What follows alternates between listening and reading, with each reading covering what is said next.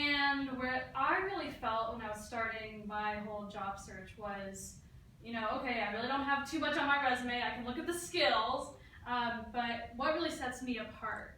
I'm just one person in a sea of other applicants. Say I'm applying to Tesla, Google, LinkedIn, Facebook, Twitter. I mean, how many people am I up against for that? Probably hundreds. A lot. Hundreds and hundreds. So I want to teach you a lesson that I learned from my boyfriend about making an impact. Doesn't have to do with your resume, doesn't have to do with your experience. But it does have to do with making connections, and I'll tell you why. So he was in a philosophy major as well, with a minor in environmental studies. Like many people, he's really, really passionate about environmental issues. His dream job was to work at Tesla. Of course, like I said, a lot of people want to also work at Tesla, and so what he did was there was a university recruiter job open on the website. His fraternity brother's dad was the 34th employee at Tesla. Wasn't working there still, but knew some people on the recruiting marketing side.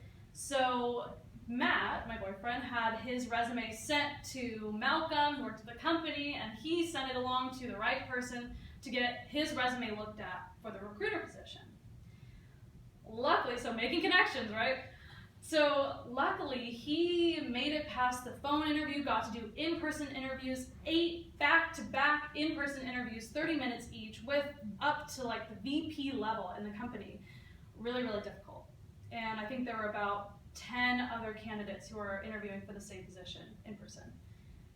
After those interviews, he dragged his butt down to CVS, got a pack of thank you cards, hand wrote each and every single person who was there, and said, "Thank you for having me there. I really appreciate it. I'm so excited to work at Tesla Motors," etc.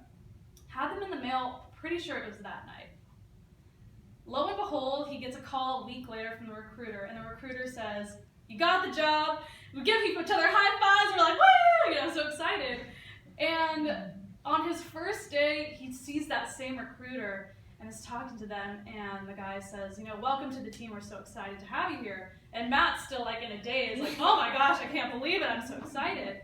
And the recruiter says to him, "Of all the people that interviewed that day, no one even wrote a single thank you, let alone a handwritten thank you note." And that was the reason he got the job.